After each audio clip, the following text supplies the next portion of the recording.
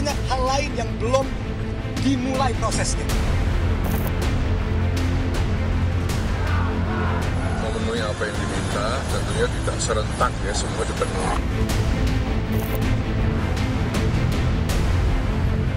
Kami minta sungguh-sungguh seluruh warga negara untuk percaya kepada pemerintah.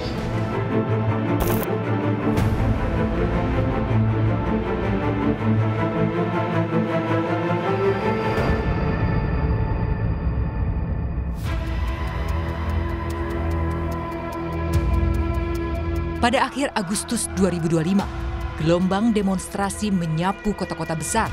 Rakyat menyuarakan keadilan, kesejahteraan, hingga terlahir 17+8 tuntutan rakyat.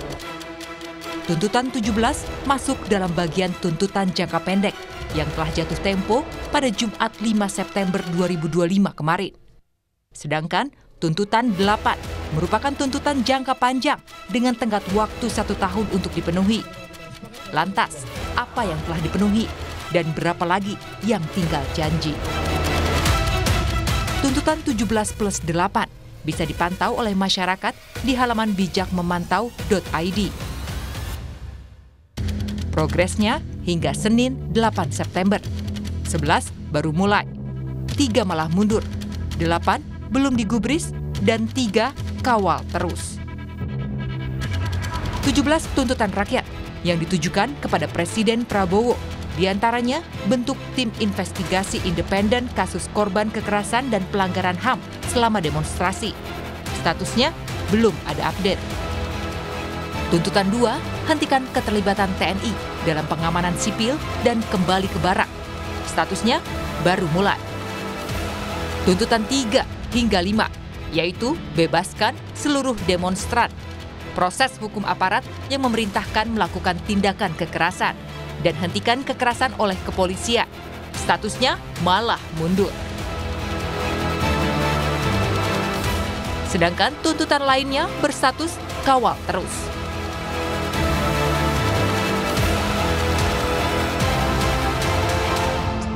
Pertama, tuntutan-tuntutan ini bukan dibagi ke satu lembaga. Tuntutan-tuntutan ini dari 17, 2 atau 3 per institusi. Dari DPR, Polri, TNI, dan juga Presiden. Dan banyak hal lain yang belum dimulai prosesnya. Tuntutan rakyat ada banyak. Tapi salah satu sesuai dengan message kita, transformasi, reformasi, empati. Salah satunya adalah transparansi dalam anggaran. 17+8 tuntutan rakyat lahir dari keresahan atas reformasi yang belum tuntas. Dari isu pelibatan TNI dalam pengamanan sipil, kriminalisasi demonstran, hingga kesenjangan transparansi DPR dan kesejahteraan buruh. Sebagai bentuk respons, DPR menghentikan tunjangan rumah dan moratorium kunjungan ke luar negeri.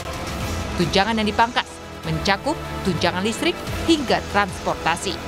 DPR RI menyepakati menghentikan pemberian tunjangan perumahan anggota DPR RI terhitung sejak tanggal 31 Agustus 2025. DPR RI akan memangkas tunjangan dan fasilitas anggota DPR setelah evaluasi meliputi biaya langganan, A daya listrik, dan B jasa telepon, kemudian biaya komunikasi intensif dan biaya tunjangan transportasi. 4. Anggota DPR RI yang telah dinonaktifkan oleh partai politiknya tidak dibayarkan hak keuangannya. Sebelum evaluasi anggaran, anggota DPR dapat membawa pulang lebih dari 200 juta rupiah.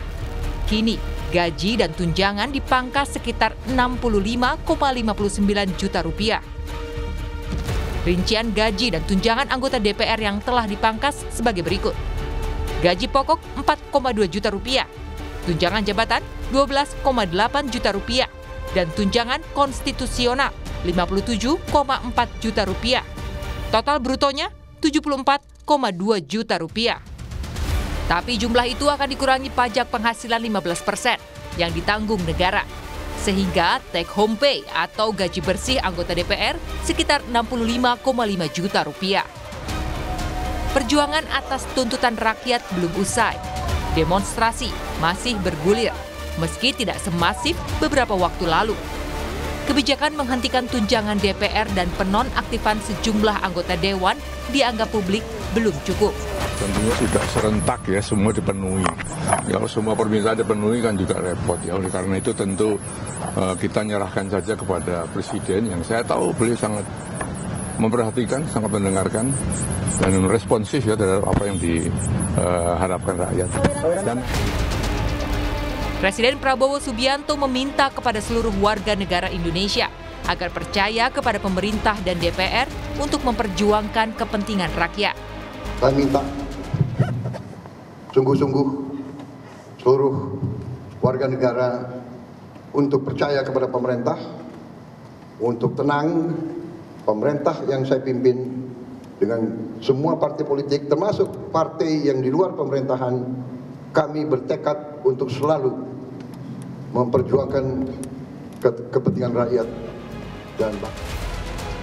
17 plus 8 tuntutan rakyat bukan sekadar daftar aksi. Ini adalah penilaian terhadap janji-janji demokrasi. Jika hanya sebagian tersentuh, bagaimana dengan sisanya? Tim Liputan, Kompas TV.